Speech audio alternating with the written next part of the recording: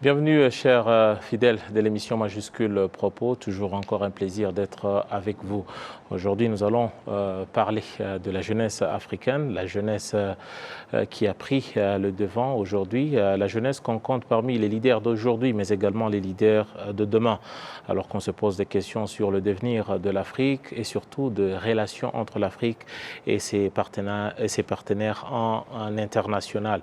Aujourd'hui, il y a un mouvement, en tout cas, les choses bougent pour revoir et surtout lancer un nouveau paradigme des relations entre le Nord et le Sud. Aujourd'hui, qui sont les acteurs et surtout les gens qui travaillent pour que les discours changent, pour que le narratif puisse changer, pour qu'on puisse voir ou revoir nos relations aujourd'hui, compte tenu justement de l'heure où l'Afrique prend de plus en plus ses responsabilités face à ses anciens colons, ses partenaires traditionnels comme on dit.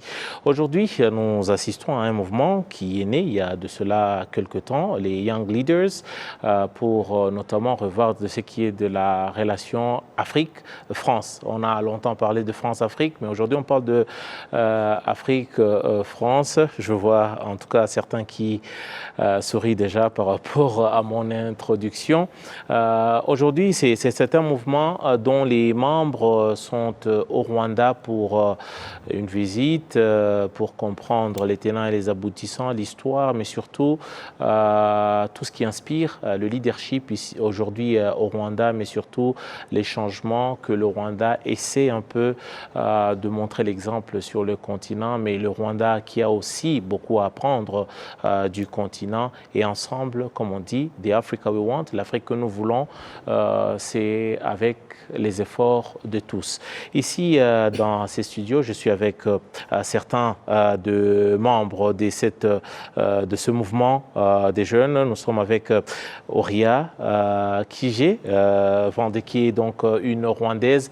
Elle est porte-parole et directrice de communication à l'Organisation internationale de la francophonie. Elle est connue du public rwandais. Bienvenue, Oria. Merci bien. Un plaisir d'être avec vous.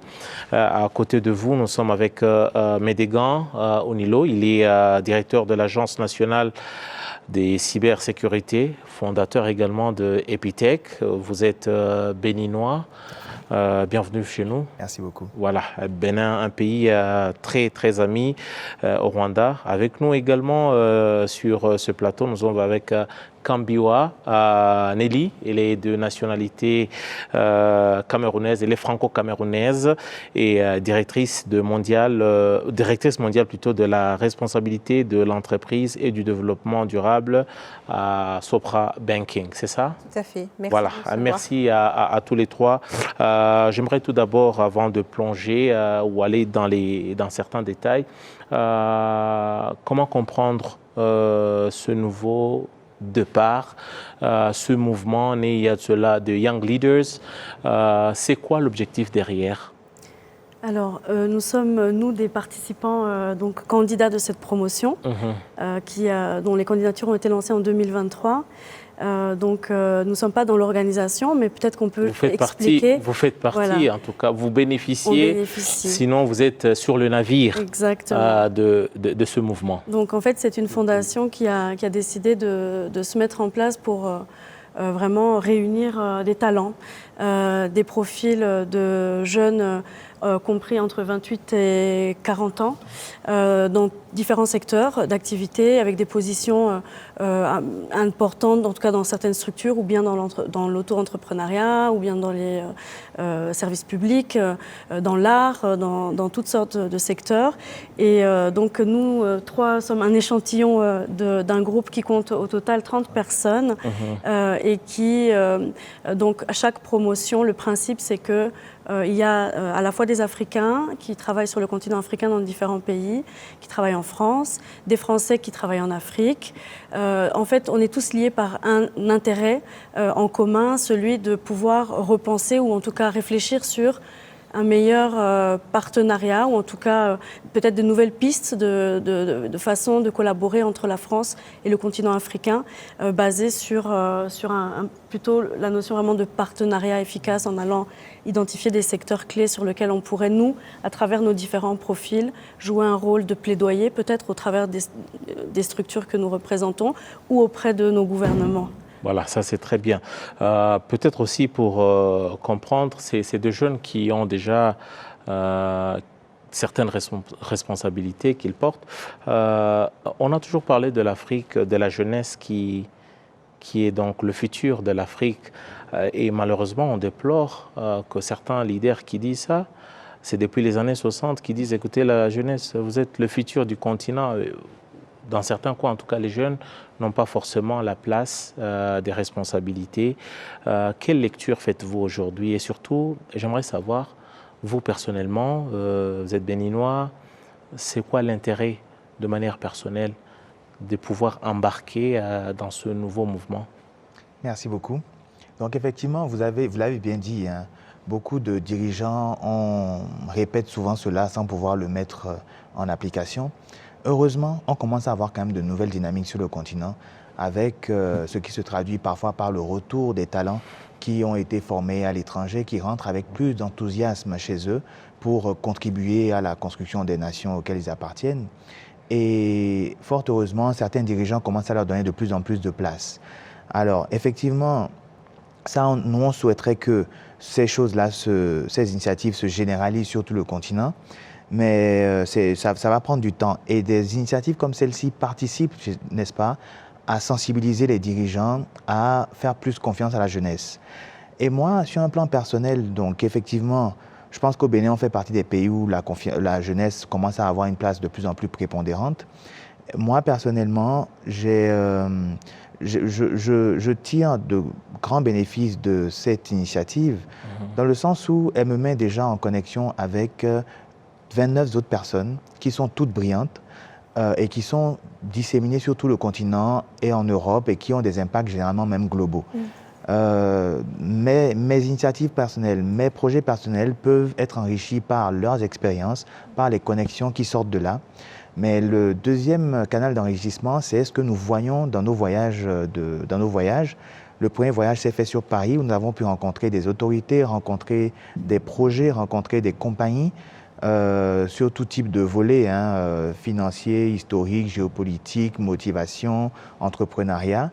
Et au Rwanda, c'est la même chose, où nous avons pu voir autant des initiatives très brillantes qui traduisent la vision du gouvernement rwandais, qui finalement est une inspiration pour beaucoup de pays sur le continent aujourd'hui. Donc on peut parler de vision, on peut aussi voir la qualité de l'exécution. Et ça a été pour nous l'occasion de voir les points clés qui ont permis cette qualité d'exécution. Et finalement de nous inspirer, parce que nous rentrons avec plein de choses que nous aimerions voir dans nos pays, et de nos positions où on a un certain niveau d'influence, nous pourrons essayer de transmettre ces choses-là dans nos pays. Voilà, ça c'est très bien. Et le fait qu'on puisse choisir le Rwanda, vous êtes franco-camerounaise, après avoir passé autant de temps au Rwanda, avec cette trentaine-là de jeunes, avez-vous compris pourquoi le Rwanda, par exemple? C'est quoi que vous avez retenu par rapport au choix des organisateurs? Je pense qu'il y a un mot qu'on peut, on va dire, résumer, qui résume un peu notre semaine, je pense que c'est inspiration. Inspiration, Wanilo l'a dit, on est vraiment subjugué par l'histoire, le leadership et la capacité que le pays a eu justement à se relever et à capitaliser sur son histoire pour exécuter finalement sa stratégie. C'est vrai que la notion de stratégie aujourd'hui, elle est importante, il faut planifier, il faut arriver à donner une vision, il l'a dit également, mais je pense que la notion clé qu'on retient aussi, c'est l'exécution de la vision. Et ça, je pense que c'est quelque chose de très important. Dans les différentes rencontres qu'on a pu faire, que ce soit justement dans le secteur public ou privé, il y a eu vraiment ce dénominateur commun autour de cette vision partagée à travers ce plan, justement, et cet horizon jusqu'à 2050 qui a été partagé vraiment à l'ensemble des différentes couches et des partenaires qui travaillent et qui œuvrent justement pour le développement du Rwanda, que ce soit dans le domaine du tourisme, dans le domaine de la santé, dans le domaine de l'éducation.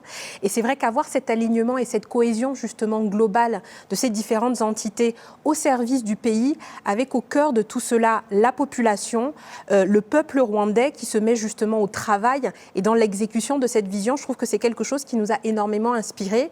Et comme Oria et Wanilo l'ont dit, je pense que c'est clairement quelque chose avec lequel on va repartir, avec justement cette volonté aussi de pouvoir le partager dans nos pays respectifs.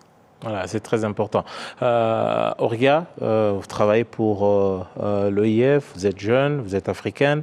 En tout cas, parmi les objectifs poursuivis, c'est de faire, si je dois vraiment revenir à ce qui a été dit, de faire des relations, plutôt de faire de l'excellence le cœur de partenariat France-Afrique.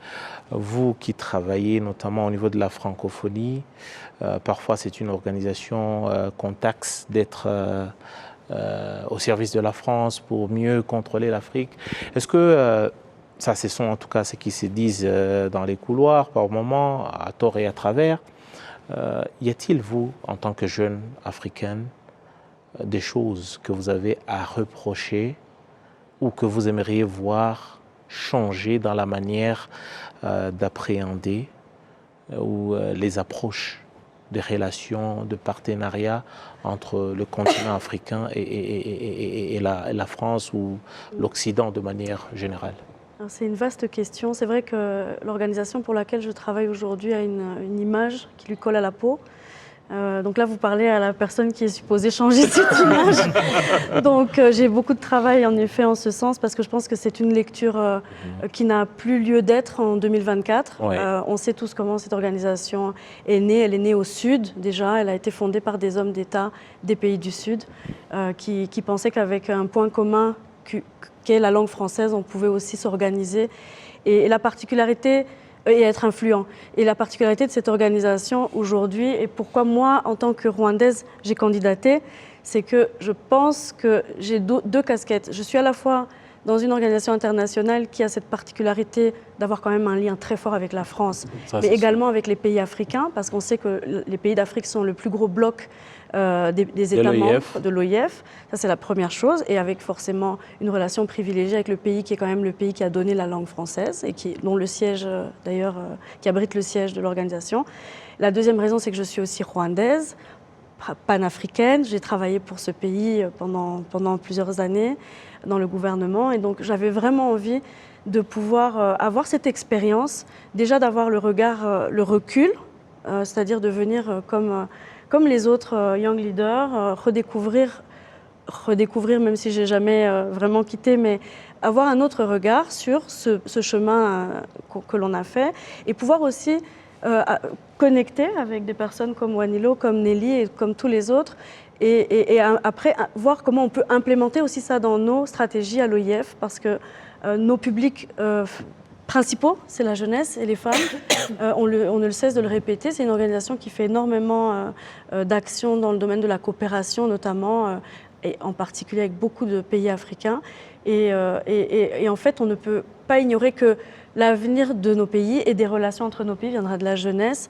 Aujourd'hui, on a un tout petit échantillon du talent immense qui existe dans nos pays respectifs et en France également. Et je pense que les jeunes, si j'entends la question, c'est qu'est-ce qu'on a à reprocher peut-être que parfois les politiques, on va dire, et on a eu un très bel échange avec le président de la République tout à l'heure justement, qui a pu nous faire un portrait de la géopolitique mondiale et de tout ce que ça Vous parlez du président Kagame qui vous a reçu? Le président Kagame qui nous a reçus tout à l'heure et avec qui on a eu vraiment la chance de pouvoir avoir une longue discussion.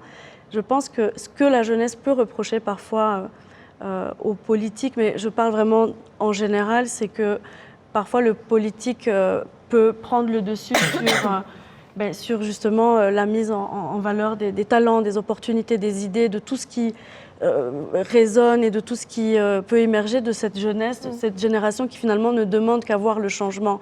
Aujourd'hui, on a vu, cette semaine, on a pu avoir une étude de cas, le Rwanda et le modèle du développement du Rwanda. Et en fait, ce qu'on peut retenir, c'est que si le Rwanda l'a fait, d'autres peuvent le faire. Les défis au Rwanda, il y en a encore beaucoup. On n'est pas non plus dans l'autosatisfaction de dire que tout a été accompli. Néanmoins, beaucoup de choses ont été accomplies. Et je pense que même si les réalités sont différentes, ce qui peut être fait ici peut être fait ailleurs, peu importe les difficultés.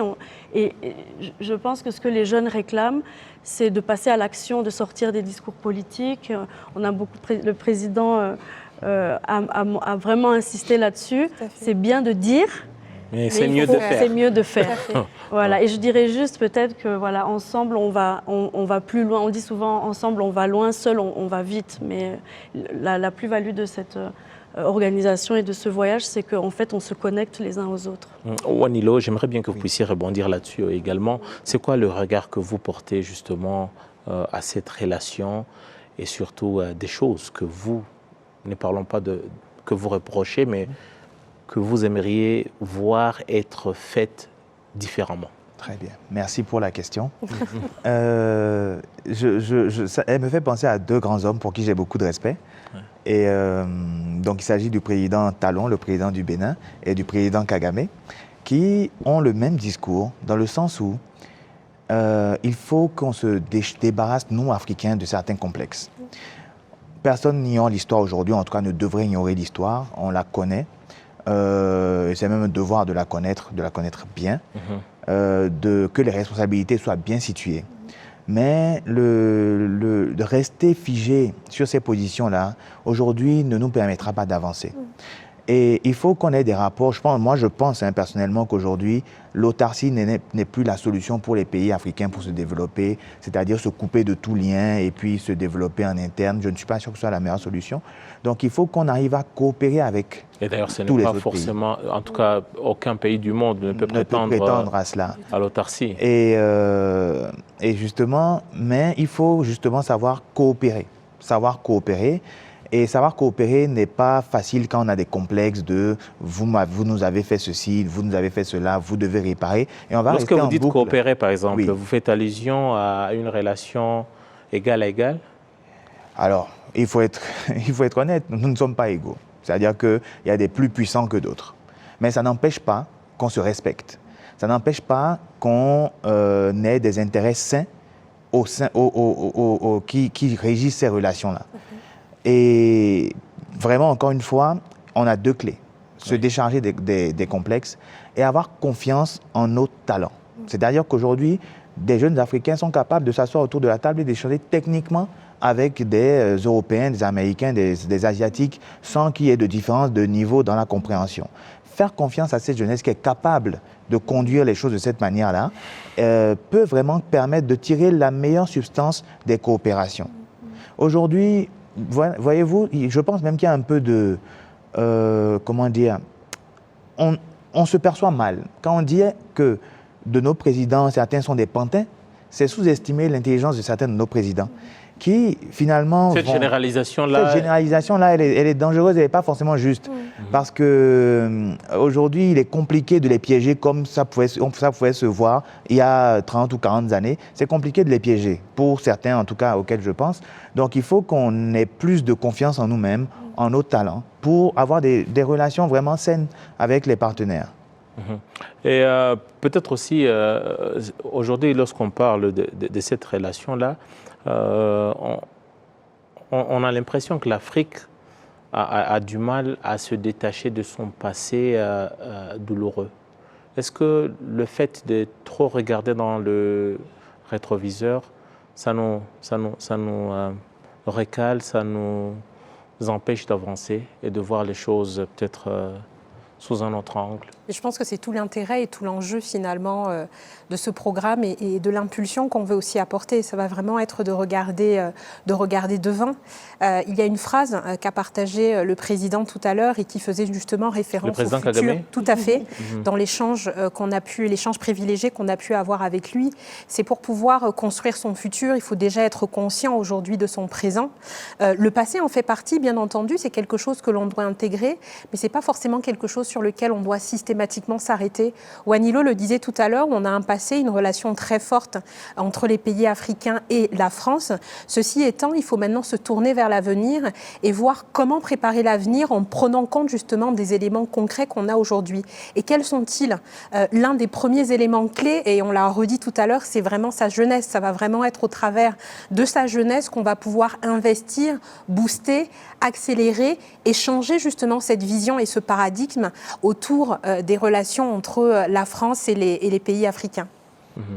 C'est vrai que nous échangeons ici. J'aimerais vous inviter également à suivre deux autres jeunes qui font partie de votre délégation, qui ont eu aussi un ou deux mots à dire par rapport déjà à cette initiative et surtout de leur expérience ici au Rwanda et surtout de ce qu'eux ramènent et ce qu'ils projettent dans l'avenir. On va les suivre et puis on revient tout à l'heure.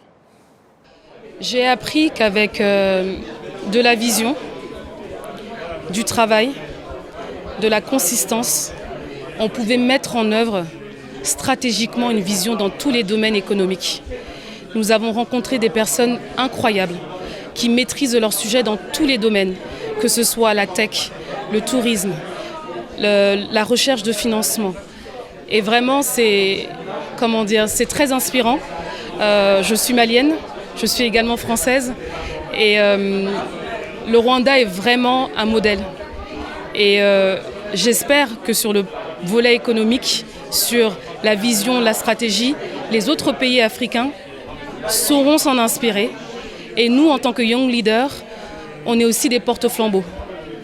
Retournant dans nos pays, nous serons à même également de porter et de raconter ce qu'on a pu voir, ce qu'on a pu toucher de près lors de nos 2 jours et des prochains jours sur Kigali. C'était 2 jours extraordinaires pour nous. Beaucoup d'entre nous d'ailleurs ne connaissaient pas le Rwanda et donc ont découvert un pays déjà très accueillant. Ça c'est la première chose.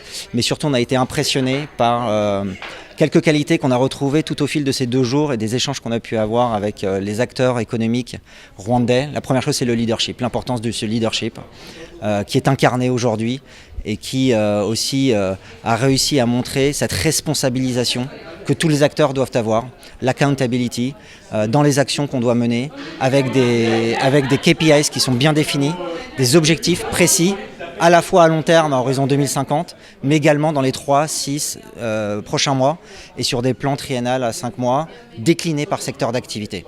Et enfin, c'est aussi cette capacité d'avoir une vision qui nous porte et qu'on partage également chez les young leaders de cette promotion et de la French African Foundation, d'être une plateforme de dialogue, d'excellence. Et je pense que c'est ce que nous allons reprendre, en tout cas prendre avec nous et promouvoir dans les pays desquels nous venons, cette capacité de leadership, de responsabilisation et de vision. De vision, voilà, il a bien dit, de vision. Justement, est-ce que c'est vrai qu'on a des choses à reprocher par rapport aux relations qu'ont entretenues nos dirigeants et les dirigeants français et occidentaux de manière générale dans le passé. Est-ce qu'aujourd'hui, la jeunesse africaine est-elle au diapason avec la jeunesse européenne, française, par rapport justement à la démarche, à la nouvelle démarche ou à la redéfinition des relations? Est-ce que c'est quelque chose qui les porte à cœur, comme ce qu'on vient de suivre tout à l'heure? C'est quelque chose, ils ont aussi ce souci de voir une autre image de leur pays, de leur continent, sur le continent africain? Je pense que c'est une question difficile parce que c'est très difficile d'évaluer. Lorsque vous échangez, par exemple, est-ce que vous sentez qu'il y a ce souci, par exemple, de faire les choses différemment? Alors, certainement chez certains et beaucoup d'entre eux. Je pense que tout l'intérêt d'un programme comme celui-ci, c'est d'encore contribuer davantage à sensibiliser la jeunesse européenne qui, en fait, malheureusement, je pense, souffre beaucoup parfois de manque d'information, tout simplement, de manque de perspective. dans un périmètre plus lointain que leur milieu habituel. Et je pense que malheureusement, il y a aussi un grand rôle des médias, donc je me permets de le placer quand même pour changer. C'est ce que nous sommes en train de faire. C'est ce que nous sommes en train de faire. Et c'est absolument crucial parce que à l'heure d'aujourd'hui, malheureusement, l'Afrique est encore dépeinte sur base de beaucoup de clichés. Malheureusement, la réalité de l'actualité en général, c'est souvent l'actualité négative, qui ne permet pas justement de mettre en avant toutes les potentialités dont le continent regorge. Et je pense que la jeunesse européenne, dans certains milieux, ça évolue beaucoup. Il y a beaucoup d'initiatives. Je pense notamment à des salons comme Vivatech, d'autres. Il y a énormément d'initiatives qui tendent à contribuer à ce changement de mentalité, mais il y a encore du chemin, je pense. Si je peux peut-être compléter sur ce qui a été dit, je pense que cette jeunesse, elle a surtout besoin de se faire entendre et ne plus forcément être perçue au travers de ses dirigeants, parce qu'il peut y avoir des divergences, et ça c'est quelque chose qui arrive dans tous les pays, dans toutes les géographies. Je pense vraiment que ce dénominateur commun, il est au niveau de rendre de plus en plus audible le discours et les attentes de la jeunesse, et c'est aussi au travers d'un programme comme le programme Young Leader qu'on souhaite justement incarner, être les porte-voix de cette jeunesse qui souhaite s'exprimer, qui souhaite aussi valoriser ses compétences. Wanilo le disait tout à l'heure, sur des plateformes internationales où il y a de vraies compétences aujourd'hui à développer, que ce soit sur le continent africain ou même en Europe. Et au-delà des compétences, une collaboration claire sur laquelle nous avons envie d'avoir de l'impact et nous avons envie justement de contribuer. Je pense que c'est vraiment ce qu'il faut retenir dans cette vision globale autour de ce passé, de ce présent, de ce futur. La jeunesse doit rester au centre et nous sommes, en tout cas c'est ce sur quoi nous avons énormément travaillé au cours de cette promotion, d'être les acteurs et les porte-voix de cette jeunesse pour pouvoir l'accompagner dans une vision plus claire des attentes et des dispositifs à venir que nous souhaitons mettre dans nos pays respectifs. Tout à l'heure, vous avez évoqué le président Kagame qui, lors de vos échanges, il vous a dit qu'il fallait passer à l'acte, il ne fallait pas se limiter au niveau des discours.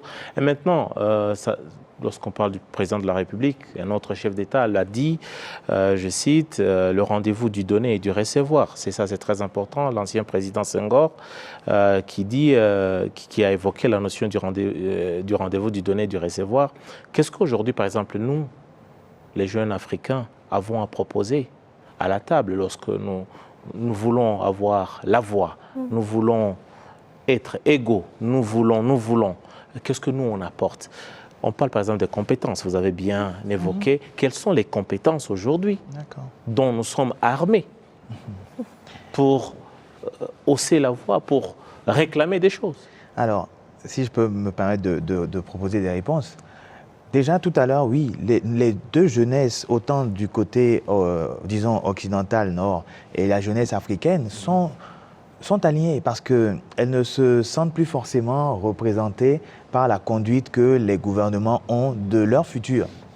Et ça se manifeste de différentes manières. Mais si je veux prendre l'exemple de certaines parties du continent africain, c'est des réactions très vives.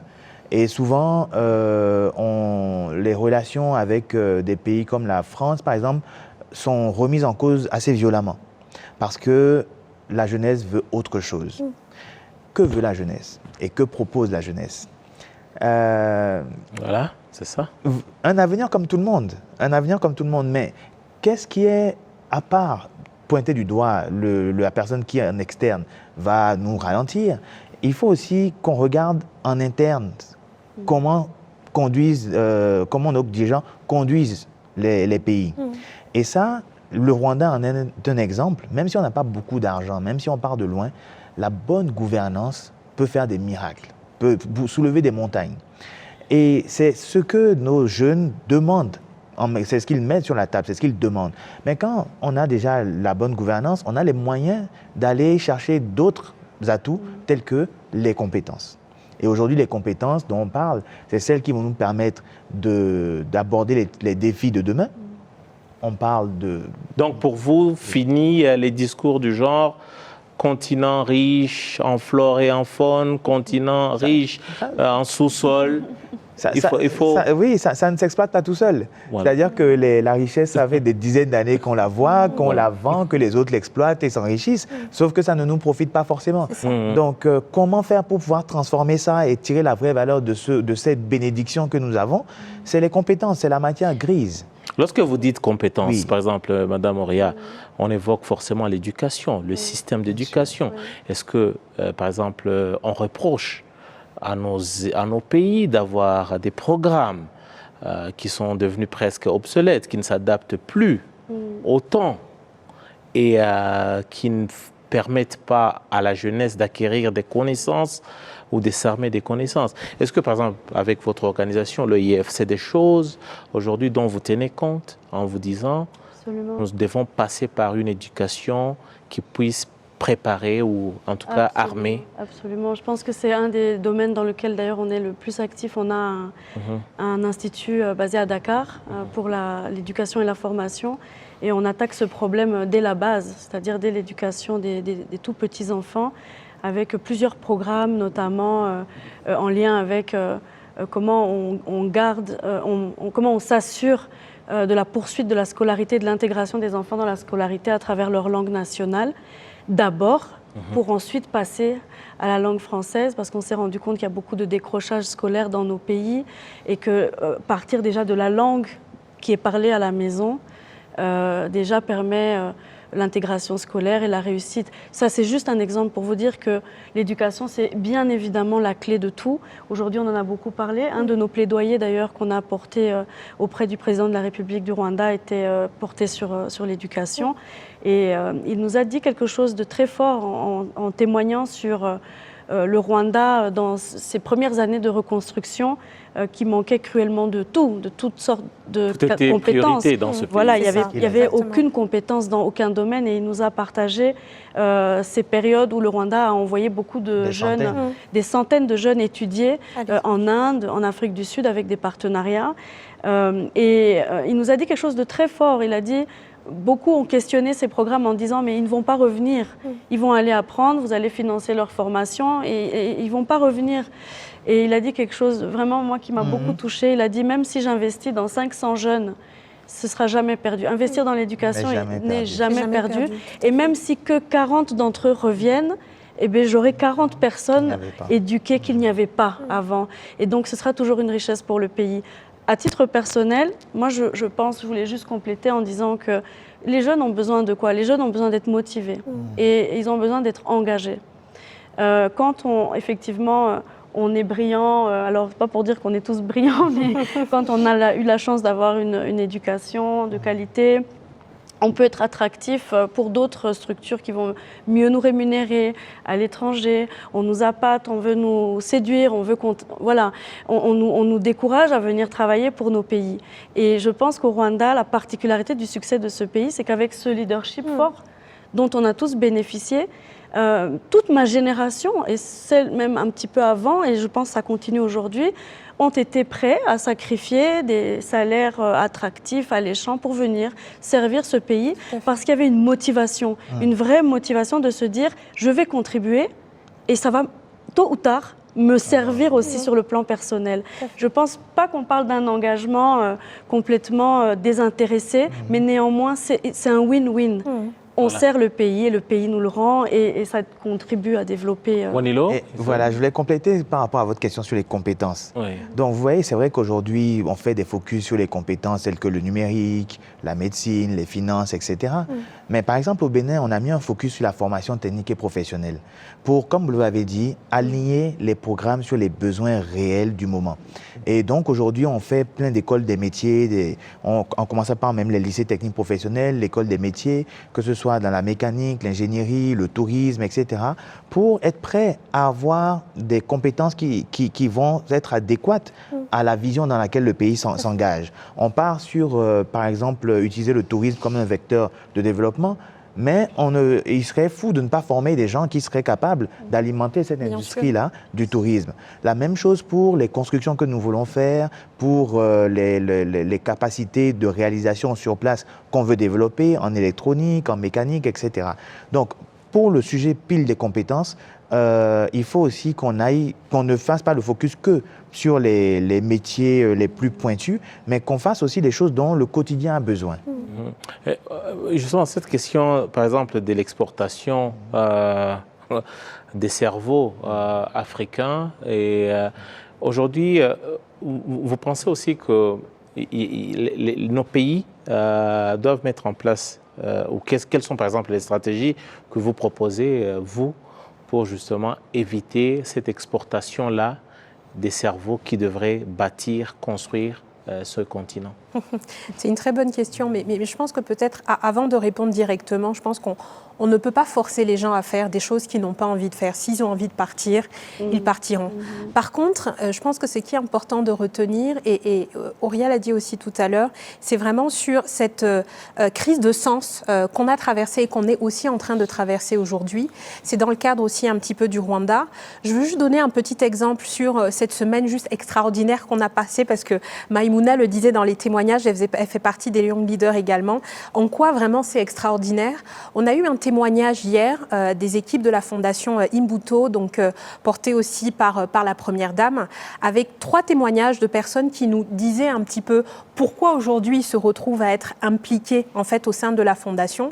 Et l'une d'entre elles nous a partagé en fait un tweet qu'elle avait fait en 2012, qu'elle avait posté. Elle était très émue et c'est vrai que ça nous a beaucoup touchés, en disant qu'elle avait tweeté en mettant « J'aimerais un jour travailler en fait au sein de la fondation ».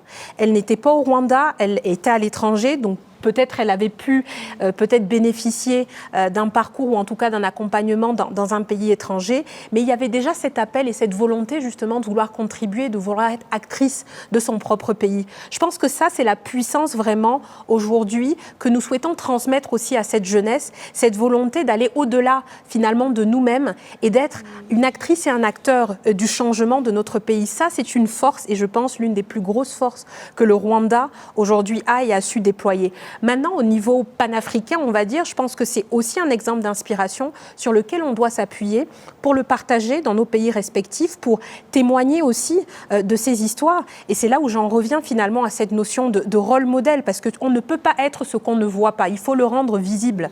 Et je reviens justement sur cette responsabilité que l'on a. On a beaucoup parlé du terme accountability, on en a parlé, Thierry en a parlé aussi dans son témoignage et au travers des expériences et des retours qu'on a pu avoir autour du Rwanda.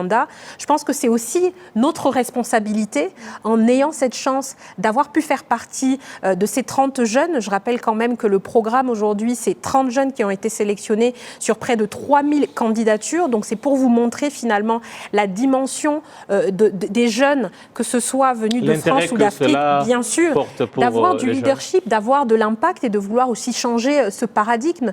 Donc pour vraiment revenir sur cette question, je pense que ça va vraiment au-delà de cette notion qui est nous-mêmes. On a une envie vraiment d'aller vraiment beaucoup plus loin, de rendre aussi à notre pays ces lettres de noblesse.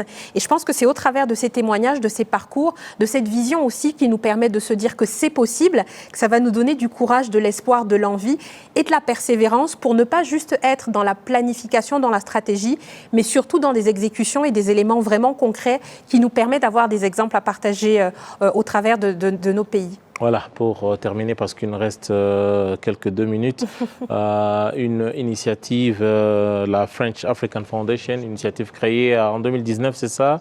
Malheureusement, avec la pandémie Covid-19, c'est vrai, il y a eu ce qu'il y a eu.